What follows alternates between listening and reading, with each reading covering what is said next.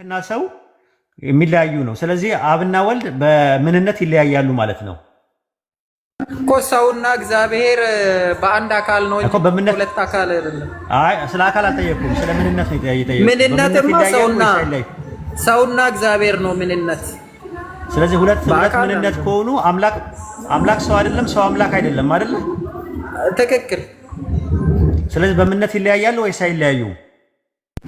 በምንነትማ ሁለት ምንነት አለ እኮ ሰውና አምላክ። እሰይ ሁለት ምንነት አለ። ኦኬ ምንነቱ ከጊዜ በኋላ ነው የመጣው ወይስ በፊትም አብሮ ነበረ? ምንነቱ ያኛው የሰውነቱ የትኛው ምንነት? የሰውነቱማ ከጊዜ በኋላ የመጣ ነው። ስለዚህ ጅማሮ የለውም፣ መነሻና ጅማሮ የለውም። ሰውነቱ አለው እንጂ ተወለደ እኮ እንዴ። ኦኬ ሰውነቱ ምንነቱ ጅማሮና መነሻ ካለው ፍጡር ነው ወይ አይደለም? ያልነበረ ነገር ወደ መኖር ሲመጣ ፍጡር አይደለም። ፍጡር ያልነበረ ነገር ወደ መኖር ሲመጣ ፍጡር አይደለም ነው እኮ። ያልነበረ የምትለው እኮ በአምላክነት እና በሰውነት መካከል ያለውን ነው የምትለኝ ወይስ ምንድን ነው? አዎ ሰውነቱ ፍጡር ከድንግል ማርያም ከመወለዱ በፊት ከድንግል ማርያም ከመወለዱ ነበር ወይስ አልነበረም? መፍጠሪያ ነው። ነበር አልነበረም? አልነበረም። ጥያቄ ሰውነት ስለ ሰውነት እኮ ያልነበረ ነገር ወደ መኖር ሲመጣ ምን ይባላል? በሰውኛ ስትሄድ ፍጡር ነው፣ ግን በሰውኛ አይደለም እዚህ ጋር የተቀመጠው። በአምላክኛም የተገለጠበት ነገር ነው እኮ። መነሻና ጅማሮ አለው አይደለ? የማይታየው ታየ ማለት ነው። ገባኝ። አይ ሰውነቱ መነሻና ጅማሮ አለው አይደለ? ቃል ነው ስጋ የሆነው፣ እሱማ ችግር የለውም። ገባኝ። መነሻ አለው፣ መነሻና ጅማሮ የለውም ሰውነቱ? መነሻ አለው። አዎ ጅማሮ የለውም እኮ። አለው እያልኩኝ እኮ ነው። ወይስ ሰውነቱ ያልነበረበት ጊዜ የለም? ያልነበረበት ጊዜ አለ አይደለ? አዎ ያልነበረበት ጊዜ ግን ምን አይነት ጊዜ ነው? በቃልነት የነበረበት ጊዜ ነው። ኖ ስለ ቃል አልጠየኩም፣ ስለ ሰውነት ነው እየጠየኩ ያለሁት። አልነበረም ሰውነት ከዛ በፊት። ስለዚህ ያልነበረ ነገር ወደ መኖር ሲመጣ ምን ይባላል እኮ? በሰውኛ ሎጂክ ከሄድክ ነው እሱ።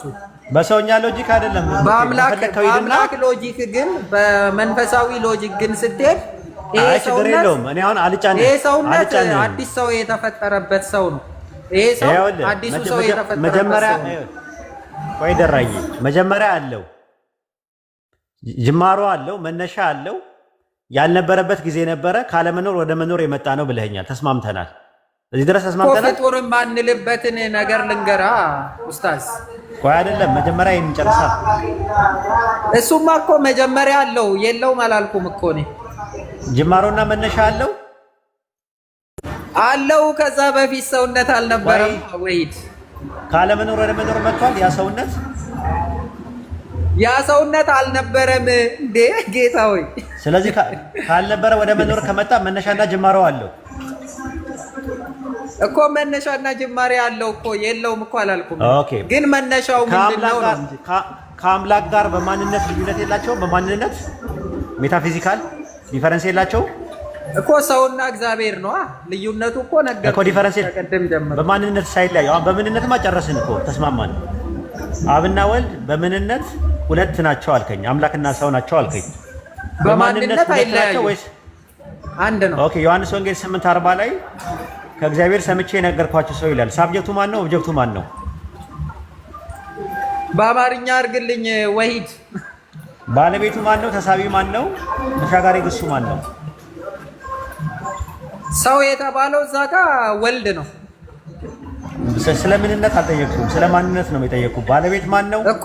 ተሳቢ ማን ነው? ተሻጋሪ ግስ ማን ነው? ማን ነው ማለት እኮ ወልድ ነው። ማን ነው የጠየቅኩት? ማን ነው? ባለቤት ማን ነው ያልኩት። ባለቤት አሰሚው ማን ነው?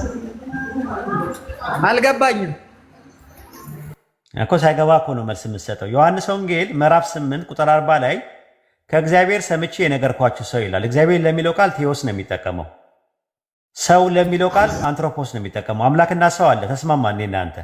አምላክና ሰው በምንነት ሁለት ናቸው አልከኝ። በምንነት በማንነት ላይ ነው አሁን ጥያቄው። ከእግዚአብሔር ሰምቼ የነገርኳችሁ ሰው ነኝ ሲል አሰሚው ማን ነው? ሰሚው ማን ነው? አሰሚው አምላክ ነው፣ ሰሚው ሰው ነው። እሺ ማን ነው ያልከው? ማን ነው ብያልኩ?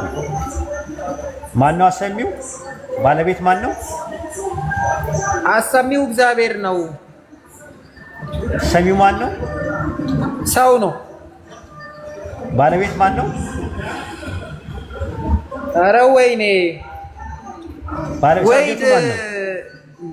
ሰውና እግዚአብሔር ብዬ እኮ ተናገርኩኝ። ሰሚው ሰው፣ አሰሚው እግዚአብሔርን። ባለቤት ማን ነው? ሌላው ሳብጀክቱ ማን ነው? አልገባኝም ግራማቲካሊ ያልከኝ ሳብጀክቱ ማን ነው?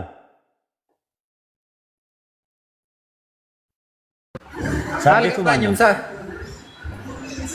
ለምሳሌ እኔ አንተን ባናገርህ እኔ አንተን በወድ ወይድ ደራን ይወደዋል ከተባለ ባለቤት ማን ነው? ተሳቢ ማን ነው? ባለቤቱ አንተና የወደድከኝ። ተሳቢው ማን ነው? እኔ ነኝ የተወደድኩት። ስለዚህ በእኔና አንተ ስንት ማንነት ነን? እኔ እናንተ ሰዎች ነና፣ ሁለት ሰዎች። ስንት ማንነት? አይ ስለ ምንነት አልጠየቅኩም። ሁለት ሰዎች ምንነት አልጠየቅኩም። በማንነት ደረጃ ሁለት ሰዎች ነን። በምንነት አልጠየቅኩም። ስለ ማንነት ነው የጠየቅኩህ እኮ። ማንነት ታዲያ ከሰው ውጭ ሌላ ማንነት አለ እንዴ? ስለ ምንነት አይደለም የጠየቅኩህ። እኔ ምንድነህ ስለ ጥንዚዛነህ፣ ድመትነህ፣ አይጥነህ፣ ሰውነህ ምናምን ትለኛለህ። ስለ ማንነት እኔ ማን ነኝ? በማንነት አንተ ወሂድ ነህ፣ እኔ ደራ ነኝ። ኦኬ ጥሩ። ስለዚህ አሁን አሰሚው ማን ነው? እዛ ጋር አሰሚው ማን ነው? እግዚአብሔር። ኦኬ አሰሚው ሰሚ ነው? አሰሚው ሰሚ አይሆንም እንጂ ሰው አይደለም። ኦኬ በቃ በጣም ጥሩ። ሰሚው ማን ነው? ሰው ነው። ኦኬ ስለዚህ ስንት ማንነት አለ? አንድ ነው ያለው። ተበልተሃል። ምክንያቱም ማን ነው ስለ እግዚአብሔር አልክ። እግዚአብሔር ሰው አይደለም አልክ። ሰው እግዚአብሔር አይደለም አልክ። ስለዚህ ስንት ማንነት ነው ያለው ስለ ደግሞ ተመልሰህ አንድ አልክ።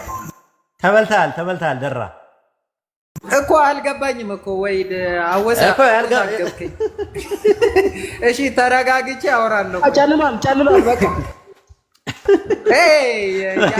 የአባቴ አምላክ እንዳልል እርግማን ነው በኢየሱስ። አዎ በነገራችን ላይ ሚት አድርግና ላስረዳቸው ለህዝቦች።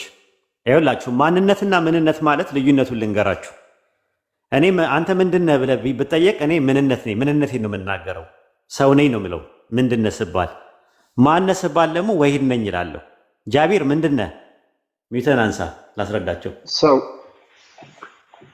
ኦኬ ማነህ? ጃቢር። በቃ እንደዛ ነው የተባለው። አሁን እዛ ጋር ዮሐንስ ወንጌል 8:40 ላይ በደንብ ያዙ ሁላችሁ፣ ሙስሊሞችም ክርስቲያኖችም ያዙት።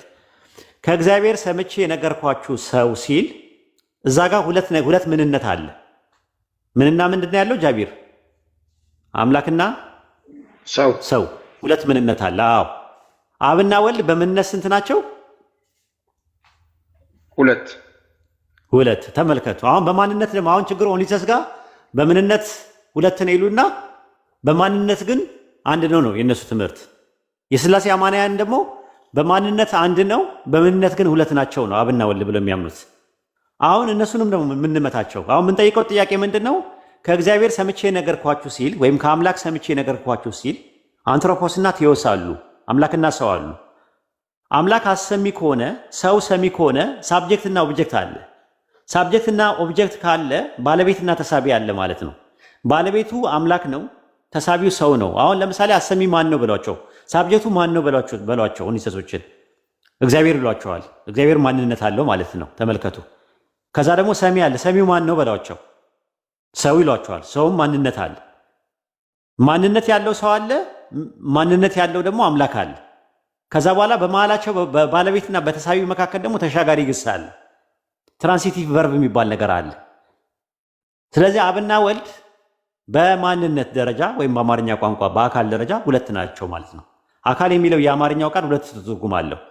አካል የሚለው ቃል ቦዲ የሚለውን ወይም የአረብኛውን ጀሰድ የሚለውን ቃል ያመለክታል፣ ወይም ደግሞ ሶማ የሚለውን የግሪክኛ ቃል ያመለክታል። ያ እንደዛ አይደለም። አሁን ፖይንታችን ስናወራ አካል የሚለው ቃል አካል ከሚለው ነው፣ ታወቀ፣ መታወቂያ ማለት ነው። አካል ማለት አካለ ከሚለው ቃል ነው፣ መለያ ማለት ነው። ራሱ ለየ ከሚል ቃል ነው የመጣው የግዕዝ ቃል። ስለዚህ ፐርሰን የሚለውን ቃል ወይም ፕሮሶፖን የሚለውን የግሪክውን ቃል ወይም ደግሞ በአረብኛ ሸክስ የሚባለውን ነገር ያመለክታል። አብና ወልድ በምንነት ብቻ ሳይሆን በማንነትም ሁለት የተለያዩ ፐርሰኖች ናቸው። አሁን ወደ ደራ ልምጣ። ደራ ተመለስ። አሁን ተመለስ አለው። እሺ ደራ፣ የወልድ ስሙ ማን ነው? ስሙ ኢየሱስ ነው የወልድ። እሺ የአብ ስም ማን ነው? ኢየሱስ ነው የአብ። እስቲ ማስረጃ ስጠኝ። ዮሐንስ ወንጌል ምዕራፍ 5 ቁጥር 43 እኔ በአባቴ ስም መጥቻለሁ ይላል እኮ። የአብ ስም ኢየሱስ ነው የሚል አለ እንዴ? በአባቴ ስም መጥቻለሁ ካለስ?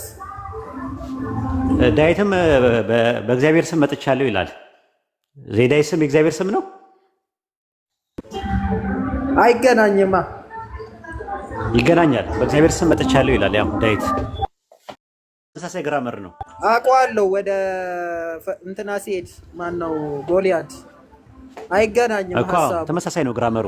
ይገናኛል። እኔ በጌታ ስም መጥቻለሁ ይላል ዳዊት እኮ። የማይገናኝበት ምክንያት ኢየሱስ ሲጸልይ አባት ወይ አለ ዮሐንስ 12 ላይ ነው። መጀመሪያ ጨርስ። ዮሐንስ 5:43 ላይ ጨርስ። መጀመሪያ 12 ላይ ስምህን አለው እኮ 5:43 ላይ 5:43 ጨርስ። 5:43 እኮ ተመሳሳይ እኮ ነው። ወይ 5:43ን ጨርስ መጀመሪያ። 5:43 ላይ እኔ በአባቴ ስም መጥቻለሁ የሚለው የኢየሱስም የአብ ስም መሆኑን ማስረጃ ከሆነ ከዛ ሌላው በራሱ ስም ቢመጣ ትቀበሉታላችሁ አለ። ምንም ችግር የለም። በራሱ ስም ማለት ማንም ሳይልከው። በራሱ ስም ማለት ቆይ ተረጋጋ ደራ። በራሱ ስም ማለት ሌላው በራሱ ስም ሲመጣ ትቀበሉታላችሁ ማለት ማንም ሳይልከው ማለት ነው ትርጉሙ። እኔ በአባቴ ስም መጥቻለሁ ሲል አባቴ ልኮኝ በአባቴ ኦቶሪቲ በአባቴ ስልጣን መጥቻለሁ ማለት ነው። አንደኛ ሳሙኤል ምዕራፍ 17 ላይ ዳዊት በጌታ ስም መጥቻለሁ ብሏል። ያ ማለት የዳዊት ስም የአብ ስም ነው ማለት ነው። መጥቻለሁ ሳይሆን እመጣብሃለሁ ነው። ይሄኛው መጥቻለሁ ነው የሚለው ግሪከኛው። ግሪክ ተመሳሳይ ነው። እመጣብሃለሁና መጥቼብሃለሁ ተመሳሳይ ነው። ያኛው የድርጊቱ ተፈጻሚ ስለሆነ ነው። እመጣብሃለሁና እመጣለሁ ማለት እመጣለሁና ማለት አንድ ነው። እናስማማቸውና ሶስቱን ጥቅሶች እኔ እንድጠቅስ ኢየሱስ ቆይ ኢየሱስ ለፍርድ ይመጣል አይደል? ይመጣል። አዎ ለፍርድ ለፍርድ ሲመጣ ምንድን ነው ይፈረድልሃል ወይስ ይፈረድብሃል? ሁለቱንም ይፈረድልኛልም ይፈረድብኛልም። በቃ ልክ እንደዛ ማለት ነው። እመጣብሃለሁና እመጣልሃለሁ ግን ሁለቱም የተለያየ ነው። አሁን ቆይ እመጣልሃለሁና እመጣብሃለሁ ምንድን ነው ልዩነቱ? ሁለቱም መምጣት ላይ ነው የሚተካተተው? እመጣብሃለሁና እመጣልሃለሁ ማለት ሁለቱም መምጣት ውስጥ ነው የሚካተተው ወይስ አይደለም? አሁን የኢየሱስ እንደሱ አይደለም። የኢየሱስ መጥቻለሁ ነው የሚለው። መጥቻለሁ ነው ደራ። እንደ ስላሴ አትሁንብኝ እንዴ! ተረጋጋ እንጂ። ሳወራ እንደ ቤተሰብ ነው ማወራ። እንደ ስላሴያን አትሁንብኝ። የስላሴ አማኞች ናቸው እንደዚህ የሚሆኑት። እመጣልሃለሁና እመጣብሃለሁ ማለት መምጣት ውስጥ ነው የሚካተተው ወይስ አይደለም? ሁለቱም ተመሳሳይ ነው። እሱማ ይሄኛው አሁን ያነሳው ሁለቱም ተመሳሳይ ነው። መምጣት ውስጥ ስለዚህ እመጣለሁ ሲል እኔ በአባቴ ስም መጥቻለሁ ሲል መምጣት የሚለውን ነገር እመጣልሃለሁና እመጣብሃለሁ የሚለው ውስጥ አይካተትም? ይካተታል። መጥቻለሁ ማለት ኦልሬዲ በአባቱ ስም መጥቷል ማለት ነው። መምጣቱ ውስጥ እመጣብሃለሁና እመጣልሃለሁ አይካተትም ወይስ ይካተታል ነው ጥያቄው። ምንና ምን ውስጥ እመጣልሃለሁ ወይም እመጣብሃለሁ የሚለው መምጣት በሚለው ውስጥ ይካተታል ወይስ አይካተትም ነው ጥያቄው። ቢካተትም ችግር የለውም። አሁን ዋናው ፖይንት ግን በአባቴ ስም መጥቻለሁ የሚለው ምን ማለት ነው የሚለውን እንፍታው እኮ። አይ ችግር የለውም። እመጣልሃለሁ እኔ በአባቴ ስም መጥቻለሁ የሚለውን እንግሊዝኛ ዳዊት እኮ የራሱ ስም አለው። ዳዊት ራሱ ቤተሰቦቹ ያወጡለት ስም አለው። ወልድ ግን የወረሰው ስም ነው ያለው። የወረሰው ስም አይ ቆይ ተረጋጋ። እዛ ጋር እንመጣለን። ግን መጀመሪያ ዮሐንስ ወንጌል 5:43 ላይ የኢየሱስ ስም የአብ ስም ነው የሚል ነገር አለ። አሁን ባመጣነው አርጊመንት መጀመሪያ እሱን እንጨርስ እኮ። ስሙ ይዞት የመጣው ስም የአባቱ ነው። ዮሐንስ 12 ላይ ለምን አናነ እኔም እኮ በአንድ ጥቅስ እኮ እኔ በአባቴ የምንፈታው መጀመሪያ ጨርሳ ያንን ጨርስ። አልተቀበላችሁኝም እኮ ነው የሚለው ቀጥሎ ያለው እኮ መጀመሪያ ጨርሳ እሱን ጨርስ።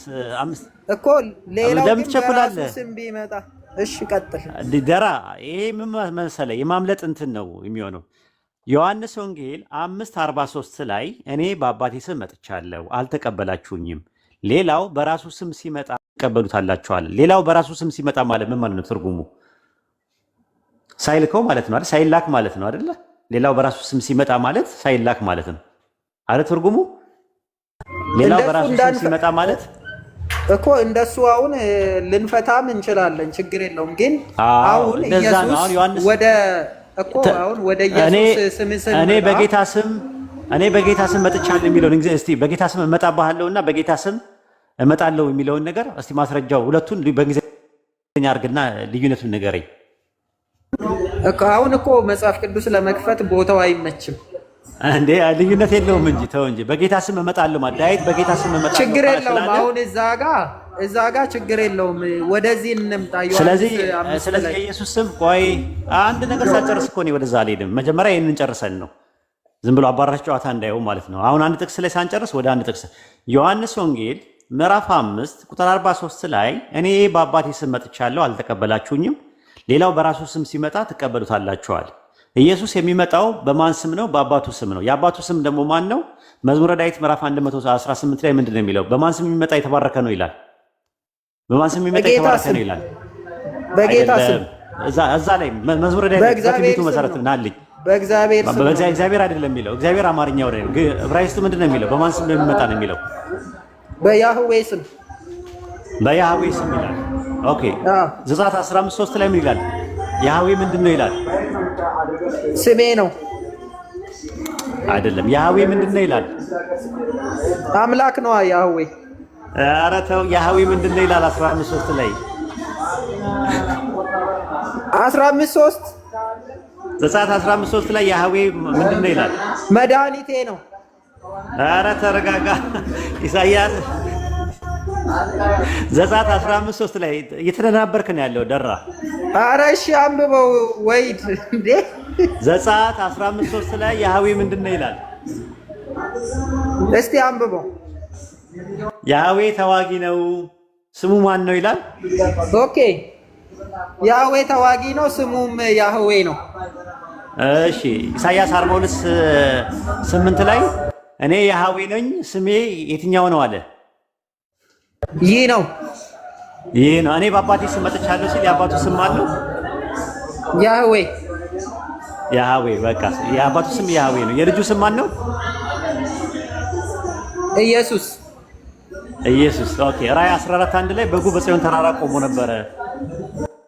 ስሙና በግንባራቸው ስሙና የአባቱ ስም ስሙና የአባቱ ስም ይላል። ስሙ ማን ነው? አዎ እሱን ደግሞ ነው ዮሐንስ። ቆይ አንዴ ልጨርስ። እሱን እንጨርስ። ሌላ ቦታ ላይ ለምን ትሄዳለህ? ልንጨርስ። ስሙ ማን ነው? እዛ ጋር እኮ ስሙ ማን ነው? የሚጻፍ ስም አንድ ነው። የበጉና የአምላኩ ስም አንድ ነው። አልጠየኩም። እሱን አልጠየኩም። 14:1 ላይ ነው የጠየኩህ። 14:1 ላይ የአባቱ ስምና ስሙ በእነርሱ ላይ ይጻፋል እኮ ነው። ልክ ነው። እሱ አትቸኩል። እንደዛ አይደለም የሚለው። አትቸኩል ደራ። በጣም ልጅ ያለው ታወራለህ፣ እሰጥሃለሁ። ዮሐንስ 3:14 ራእይ 3:14 ላይ ለምን አንገባም? ኧረ ተረጋጋ። ታውራኝ እባክህ። እሺ ቀጥል። እኔ በቃ ማውራት አልችልም ማለት ነው። አልችልም ሳይሆን 14:1 ላይ ስናነብ 3 ላይ ትገባለህ ቶሎ ብለህ ስለምቸኩል እኮ ነው እኮ ለራሳችን እንዳንፈታው እኮ ነው ጥቅሱን። ኡስታዝ ኢየሱስ ያስተምር ያነበብኩ አይደለም እኮ። ኧረ ጥቅሱ መጀመሪያ አንብበን መጨረስ ነው። ኧረ የሚያዳምጥ ሰው አለ። ነፃ ልጅ አትሁን። እሺ ቀጥል እስቲ። ጡጦ አለኝ እኔ ጋር ልስጥ ጡጦ። ኧረ ወይ ተው ግን ወይ ላውራ ወይ አውራ። 14:1 ላይ እኮ 14:1 ላይ ነው ስሙና ይላል የአባቱ ስም። እሱ እኮ አይደለም የኔ ፖይንት። ስሙና የአባቱ ስም ግን ማን ብሎ ፈታልን? ራእይ 3:14 ላይ ኧረ ቆይ አንድ አዳምጠኝ ጌታ ሆይ በቃ እንደዚህ ከሆነማ ማውራት አልችልም ማለት ነው። ራእይ 3:14 ላይ እኮ ራእይ 3:14 መጀመሪያ ጨርስ። ኧረ ጠጅ ቤት አታድርገው ደራ እኔ ዝም ብዬ ብቻ ልስማ እንዴ ታዲያ? ራእይ ምዕራፍ 3 ቁጥር 14 እኮ ኢየሱስ ራሱ ተናግሯል። 14 አንድ ላይ እንጨርስ አንዴ።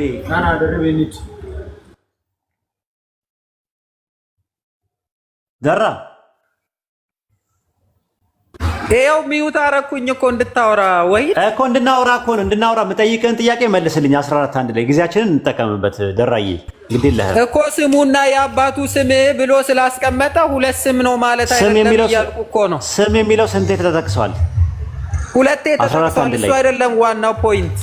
አዎ አሁን ስሙና የአባቱ ስም ሲል ስሙ ሲል ኢየሱስ ሲፈታው ለምን አናነብም? ኢየሱስ ሲፈታው ስም ኧረ ቆይ አንዴ የአምላኬ ስም አንዴ ወይ ጌታ ሆይ የሆነ የመሸነፍ ነገር እያየሁብህ ነው ያለሁት። ምክንያቱም በጣም ሀሳቡን መፍታት አልቻልክም። ራሱ ስሙና የአባቱ ስም ሲል ስሙ ማን ነው? የአባቱ ስም ማን ነው? ጥያቄ ነው የጠየቅኩህ እዛው ላይ እኮ እሱን ልፈታልህ እኮ ነው ወሂድ እንዴ ራእይ ምዕራፍ 3 ቁጥር 14 ላይ ስሙን ይኸውልህ ማብራሪያ አልጠየቅኩም። ደራ መልሱ እዛ ጋር መልሱ የለማ። ስሙና የአባቱ ስም አለ እንጂ ጠየቅኩ ትለኛለህ። በኋላ ላይ ማስረጃ በኋላ ትሰጠኛለህ። ማስረጃ በኋላ ስሙና የአባቱ ስም ነው የሚለው ወሂድ። ስሙና የአባቱ ስም ይላል። ማብራሪያ በኋላ ላይ ትሰጠኛለህ። ጥያቄን የጠየቅኩ ጥያቄውን መልስ። የሆነ ያቃተ ነገር ያለ ይመስለኛል። ጥያቄው መልሱን እኮ ነው አይደለ? እንድመልስ የፈለከው ወይ አልፈለክም ማለት ነው። በቃ መረጋጋት አልቻልክም ማለት 14 እኮ እኔ ላውራ እንጂ ደራ ምን ሆነ ነው? እሺ እኔ አዳምጣ እንዴ እንዴት አድርጌ ላውራ ታዲያ? ጥያቄን የጠየቅኩ ጥያቄውን መልስ መጀመሪያ እኮ ጥያቄውን ስመልስልህ እዛ ቦታ ላይ ስሙና የአባቱ ስም ይላል እንጂ ቃል በቃል ኢየሱስና ያህዌ አይልም ነው። በጉ በጽዮን ተራራ ቆሞ ነበረ። ትክክል ነው። ስሙና የአባቱ ቆይ እንጂ ስሙና የአባቱ ስም ይላል። ስሙ ማን ነው? የአባቱ ስም ማን ነው? እዛ ላይ 14 አንድ ላይ ባለው ጥቅስ መሰረት አልተጠቀሰም። እዛ ቦታ ተጠቅሷል። ኢየሱስና ያህዌ አይልም። እሺ ቅድም ስናወራ ኧረ ቆይ አንዴ ትሄዳለህ ትመልሳለህ። ኢየሱስ የመለሰውን ልመልስ ጌታ ሆይ አንዴ ስትባል ቆይ አንዴ ትሄዳለህ። እንዴት ነው እሺ ማውራው ታዲያ? እንደዛ ከሆነ እኮ ማውራት አንችልም። ቅድም ስታወራ የልጁ ስም ማን ነው ብዬ ስለ ኢየሱስ አልከኝ። የአባቱ ስም ማን ነው ያልከኝ? የአባቱ ስም ችግሩ እኮ አዲስ ኪዳንና ብሉይ ኪዳን አንድ አይደለም፣ አንድ ስም አይደለም። ነው የአባቱ ስም ማን ነው ስለ ቅድም የአባቱ ስም ማን ነው ብለኝ ነበረ ቅድም። እሱ ብሉይ ኪዳን እኮ ነው የጠየከኝ። አዲስ ኪዳን ላይ የአባቱ ስም ማን? አዲስ ኪዳን ላይ ኢየሱስ ነው የአባቱ ስም። ኦኬ ማስረጃ ስለኝ እሺ ግባ እኮ ራእይ ምዕራፍ 3 ቁጥር 14 ላይ አዲሴቷን ኢየሩሳሌምና አዲሱን ስሜን በእርሱ ላይ ጽፋለሁ ነው የሚለው። አዲሱ ስሜን ካለ ምን ማለት ኢየሱስ ሚል ስም ነው? አዲስ ስም፣ የአዲስ ኪዳን ስም አይደለም። ማስረጃ ስለኝ እስቲ አዲሱ ስሙ ኢየሱስ እንደሆነ። አዲሱ ስሙ ኢየሱስ ነው፣ ሌላ ስም የለማ። ከዛ በፊት ሲመጣ ነው አዲሱ ስሙ። አዲስ ስም የሚለው በሚመጣው ዓለም የሚጠራበት ስም ነው የሚያስቀምጠው። በዚህ ዓለም እኮ በሚመጣው ዓለም እኮ ከሚጠራበት ስም ሁሉ በላይ ስም ሰጠው እኮ ነው። የሰጠው ስም ምን የሚል ስም ነው? አይልም እንደዛ። አረ ኤፌሶንን አንብብልኝ እሺ። አሁን የጠቀስከውን አይልም። የተለያየ ቦታ ይኸውልህ 3:14 ላይ እንግባና እንየው። 3:14 ላይ ስትል ነበረ መጀመሪያ በዚህና በሚመጣው ዓለም የሚለውን እንፍታው። 3:12 ላይ እንፍታ። ኤፌሶን 1 ላይ ገባ ተመልሰ ደግሞ አሁን ሩጫ ሆነ እኮ አንድ ጊዜ እኮ አሁን 3:14 ላይ ያለው አዲሱ ስም የሚጠራበት ስም አይደለም። ኢየሱስ የሚጠራበት ስም አይደለም። 3:12 ላይ ያለውን ገባ። አሁን ደግሞ ኤፌሶን 1 ላይ ገባ። ኢየሱስ የሚል ስም አይደለም ወይ ነው እኮ የኔ ጥያቄ። አይደለም ማስረጃ አለመሆኑን እኮ ልስጥህ እኮ 3:12 ምን ይላል መሰለ? እዚህ ላይ እንደዚህ ይላል ሂም ኦቨርካምስ ዊል አይ ሜክ ፕላር ዘ ቴምፕል ኦፍ ማይ ጋድ አለ። በአምላኬ መቅደስ አምድ እንዲሆን አድርገዋለሁ። ይሻል ጎ ኖ ሞር አውት ከዛም አይወጣም። አይ ዊል ራይት አፕ ኦን ሂም ዘ ኔም ኦፍ ማይ ጋድ የአምላኬን ስም በእርሱ ላይ እጽፋለሁ። ኤንድ ዘ ኔም ኦፍ ዘ ሲቲ ኦፍ ማይ ጋድ የምጽፈው አለ የአምላኬን ከተማ ስም ነው። ዊች ኢስ ኒው ጀሩሳሌም አለ ያቺም አዲሷ ኢየሩሳሌም ናት አለ። ዊች ካም ዳውን አውት ኦፍ ሄቨን ፍሮም ማይ ጋድ አለ። ከዛ በኋላ እንደማንን ነው አለ እንትን ከሰማይ የምትወርደው ነው አለ። ከዛ ቀጠልና ምን አለ? ኤንድ አለ ድጋሚ አይ ዊል ራይት አፕ ኦን ሂም ማይ ኒው ኔም አዲሱንም ስሜንም እጽፋለሁ አለ። ስለዚህ ሁለት ስም ነው የሚጻፈው የአባቱ ስምና የልጁ ስም። ኢየሩሳሌም ገብተን እኒ አሁን እሱን ኡስታዝ ራእይ ምዕራፍ 22 ቁጥር 3 ላይ ይሄንን እንጨርስ መጀመሪያ 3:12 እንጨርስ እኮ አንተ እኮ አዲሱ ስም አይደለም አልከኝ። እኔ ደግሞ አዲሱ ስም ኢየሱስ ነው።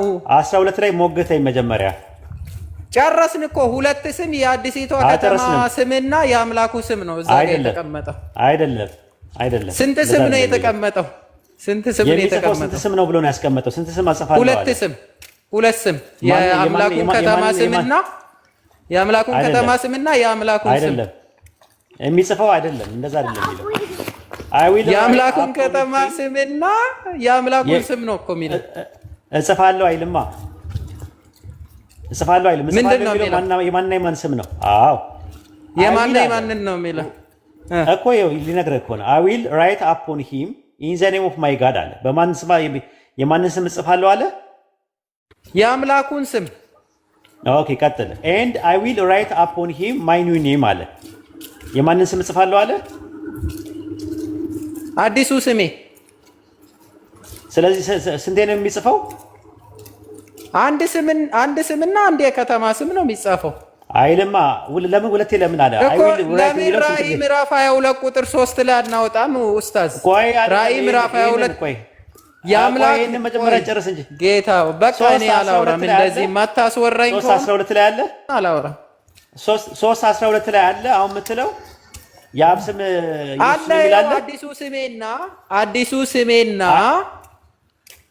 አዲሱን ስምና የአዲሴቷን ከተማ ስም አለ የሚጻፈው በአንድ አማኝ ላይ የአምላኩ ከተማ ስምና አዲሱ ስም ነው የሚጻፈው። ይጻፋል አይልም። ለምን ኢየሩሳሌም ሄደን አናይም ታዲያ? ራእይ ምዕራፍ 22 ላይ ቆይ እዚህ ላይ ይላል ወይ ነው? ራእይ መጀመሪያ ራእይ ኧረ ኡስታዝ አስወራኝ ጌታ ሆይ። ራእይ ምዕራፍ 21 እና 22 ላይ ራእይ ምዕራፍ 3:12 እኮ እንዲጻፍ እኮ ላሳይ ነው አይደለም ብለኸኛል እኮ። እኔ ደግሞ ነው 22 ላይ እገባለሁ። መጀመሪያ 3:12 ላይ አለ ከተማ ስምና የአምላኩ ከተማ ስምና የአምላኩ ስም ያ ማለት አዲሱ ስምና የሚለው የማንና የማንን ስም ነው? ቆይ አንዴ የአምላኩን ስምና የአምላኩን ከተማ ስም እጽፋለሁ ያለው የማንና የማንን ስም ነው የጠየቁ? የአምላኩ ከተማ ስምና የአምላኩን ስም በኢየሱስ ልድገምልህ። አይልም እንደዛ እኮ ልድገምልህ። ራእይ ምዕራፍ 21 ነው እንዴ 3:12 ኡስታዝ አንተ እኮ መጽሐፍ ቅዱስን ለምን ለራስህ ትተረጉማለህ? የተተረጎመውን ራሱ መጽሐፉ የፈታውን ነው። 3:12 እንጨርስ። ቆይ 3:12 እንጨርስ። በቃ እንግዲህ እንደዚህ ከሆነ እኔ አላወራም። ወይ 3:12 አይ ቆይ 22 ላይ እመጣልሃለሁ። ይሄን ተማመን መጀመሪያ። ደራ ተመለስ አይዞ 14 አንድን ሳንጨርስ 3:12 ላይ ገብተሃል። 3:12 ላይ ሲያቀትህ 22:4 ላይ ገባ። 22:4 ላይ እመጣለሁ። ና ተመለስ። ንፍታው እንዴ መጽሐፉ ራሱ በራሱ ይፈታል እንጂ እኮ እኛ አይደለንም የምንፈታው። 3:12 መጀመሪያ እንጨርስ። ጨረስኩኝ ኡስታዝ። አንድ ስም የአምላክ ስምና አንድ ስም የከተማ ስም ጨረስኩኝ እኮ። አይልም እንደዛ። እሱን ደግሞ አይልም እንደዛ። ራእይ ምዕራፍ 21 ልየው እናንብበው። አይልም እዚህ ጋር 3:12 ላይ ተጻፈ ብለው በቃ እንግዲህ ደህና ሁኑ። ፈርታል ማለት ነው። ተረጋግተህ ይሄን ጨርስ። ችግር የለውም። ፈርቻለሁ። አዎ ኡስታዝ፣ እንደዛ ማታስወራኝ ከሆነ ታዲያ ቆይ ከፍቼ ላሳያቸው ለሁሉም እንዲያዩት።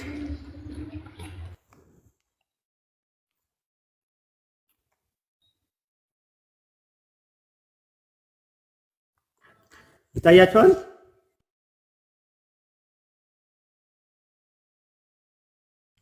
ወጣህ እንዴ? ኦኬ አንዴ ታለ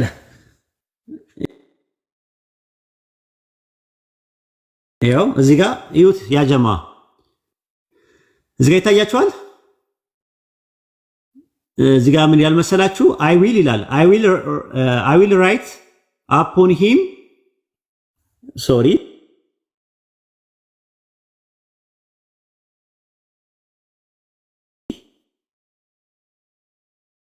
አያችሁት? ዘ ኔም ኦፍ ማይ ጋድ የአምላኬ ስም አለ መጀመሪያው ላይ፣ ቀጥሎ ደግሞ ማይ ኔም አለ። ሁለት ስም ነው ያለው።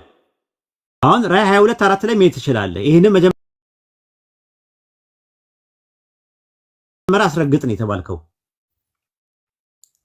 ወጥቷል እንዴ?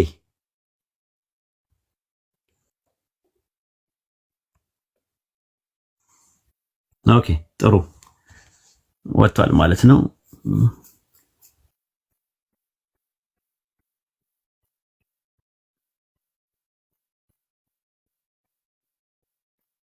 ወል ሰላም ብያለሁ። ወልዮት